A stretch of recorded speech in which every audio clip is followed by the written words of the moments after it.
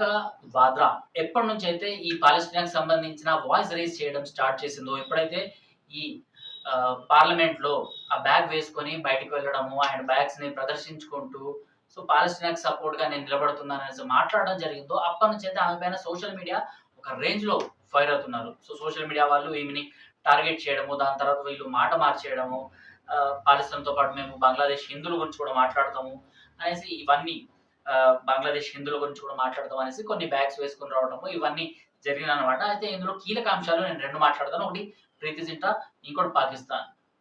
పాకిస్తాన్ ప్రీతి జింటా అంటే 'వీర్ Zara' movie అనుకోకండి. ఎందుకంటే ప్రీతి జింటా పాకిస్తాన్‌కి సంబంధించిన అమ్మాయి ఉంటది కాబట్టి 'వీర్ జారా' మూవీ అనుకోకండి మీరు. ఎందుకంటే పాకిస్తాన్‌కి సంబంధించిన ఒక కీలక నేత అక్కడ ఎవరైతే ఉన్నారో వాళ్ళు ఎప్పుడైతే ప్రియాంక వాద్రా ఈ బ్యాగ్ వేసుకొని పాలస్తీన్‌కి సపోర్ట్‌గా నిలబడిందో అప్పటినుంచి భారతదేశంలో ఎవరైతే మరగుజ్జులున్నారో వాళ్ళందరిలో అత్యంత ఉన్నతమైన స్థాయిలో ప్రియాంక వాద్రా ఇప్పుడు నిలబడింది. అంటే మరగుజ్జులు అంటే ఇంకా ఎవరైతే పొలిటీషియన్స్ ఉన్నారో వాళ్ళందరూ అత్యల్పులు.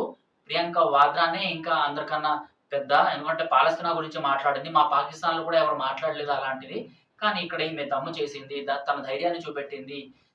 ఈమెకి వాహ్! వాహ్! అనుకుంటూ కొన్ని ట్వీట్స్ అయితే పాకిస్తాన్ నుంచి అక్కడి పార్టీ వాళ్ళైతే చేయడం జరిగిందనమాట. ఇది పాకిస్తాన్‌కి సంబంధించిన ఆహ్, అంశం. కాకపోతే ప్రీతి జింటా కూడా ఇక్కడ ఒక పోస్ట్ చేసిందనమాట ట్విట్టర్‌లో, ఎక్స్‌లో.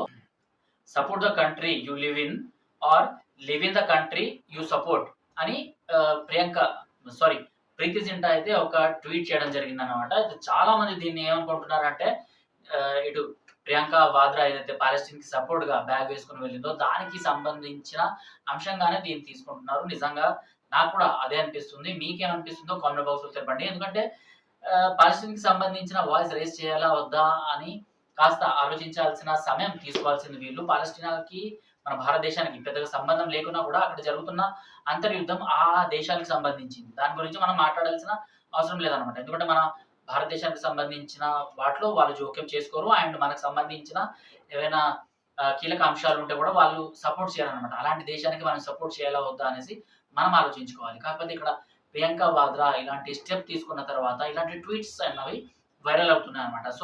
మీరు ఏదైతే దేశంలో ఉన్నారో ఆ దేశానికి కట్టుబడి సపోర్ట్ చేయండి. అదే దేశానికి సపోర్ట్ చేయండి. లేకపోతే ఏదైతే దేశానికి సపోర్ట్ చేయాలనుకుంటున్నారో ఆ దేశానికి వెళ్ళిపోండి అనేసైతే ఈ ట్వీట్ ఇప్పుడు ఒక బ్రేకింగ్ న్యూస్‌గా మారింది. దీనిపైన మీరేమనుకుంటున్నారో కామెంట్ బాక్స్‌లో తెలపండి. ఇటు పాకిస్తాన్, అటు ప్రీతి జింటా ఇద్దరు పాకిస్తాన్ దగ్గర నుంచి ఈమెకి పరామర్శాలు. ఎందుకంటే పాకిస్తాన్ ఓన్లీ కాదు, పాలస్తీనాకి సంబంధించిన వేరే వేరే దేశాలు వీళ్ళ దగ్గర నుంచి ఈమెకి ప్రియాంక వాద్రాకి సపోర్ట్ రావడము అండ్ ప్రీతి జింటా అపోజ్ చేసే విధంగా ఇలాంటివి పోస్ట్ చేయడము. దీనిపైన మీరేమంటారో కామెంట్ బాక్స్‌లో తెలపండి. టిల్ దెన్ జై హింద్, జై భారత్.